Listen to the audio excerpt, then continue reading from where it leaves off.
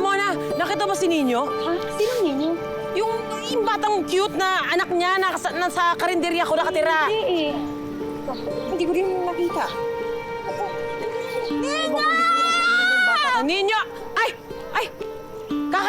Kakay! Nakita mo ba si Ninyo? Kasi baka napagawi dyan kay Lolo Mars eh. Naku, hindi ko po napansin. Nasaan po ba?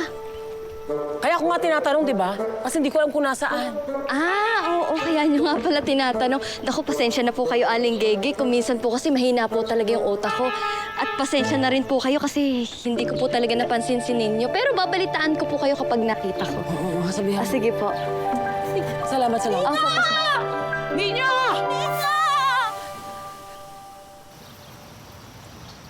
Ninyo, pasensya ka na. Ba't mo ba ako sinundan? Ang damay ka patuloy. Ate Marie, gusto kasi kitang makausap. Gusto kong makiusap sa'yo kung pwede mo na ibalik yung pera ni Mama. Lagi na lang siya malungkot eh. Kasi wala naman siyang pera. Alam ko naman hindi ka masamang tao. Sorry, Ninyo, ha. Alam ko malaking kasalanan ko sa mga taga-bukang liwayway, pero ginagawa ko lang naman yung lahat para sa kapatid ko, eh. Po? Kasi malaki kasi yung kasalanan ko sa kanya. Napabayaan ko siya nung bata siya.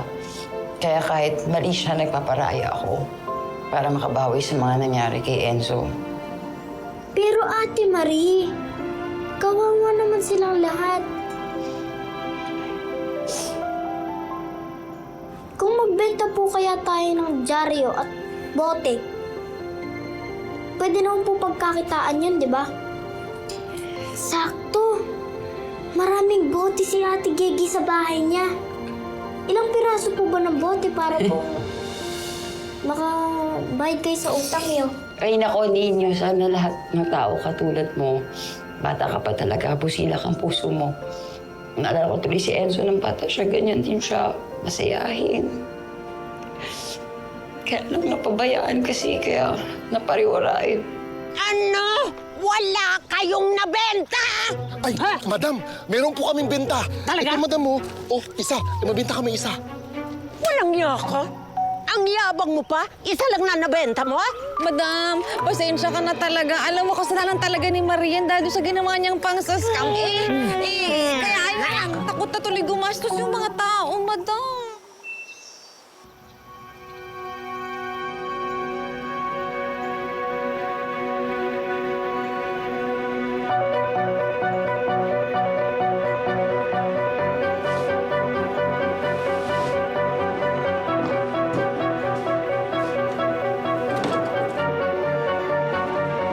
Ano pong gagawin niyo?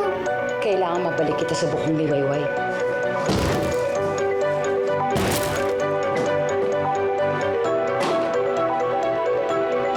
Halika. Kaya mo ba? Ito yung bata. Ninyo! Kaya naman pala, biglang bumaho ang ihip ng hangin. Kasi malapit yung bibig sa ilong.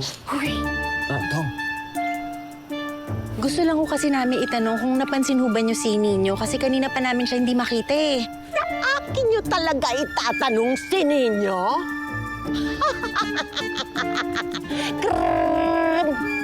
Hello, can I call a friend? Oh, well, they're not my friends. Ano akala niyo sa akin? DSWD? Bahay ampunan? Hanapin mo baka nasa loob ng silungan ko. Nagbabaka sakali lang naman ho.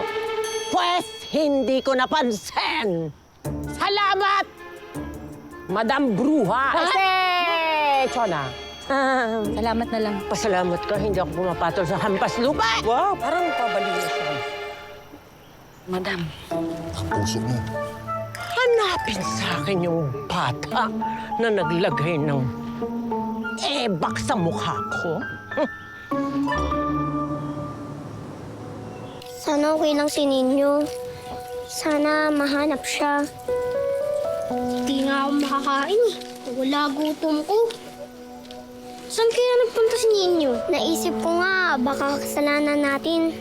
Kasi hindi natin siya sinamahan. Kung hindi lang sana ako nagutom, sana magkasama pa kami. At hindi siya aalis. Sana, hindi din ako umuwi agad. Yung may mangyaring masama kay Ninyo. Mabait siyang kaibigan. Alam kong babalik siya.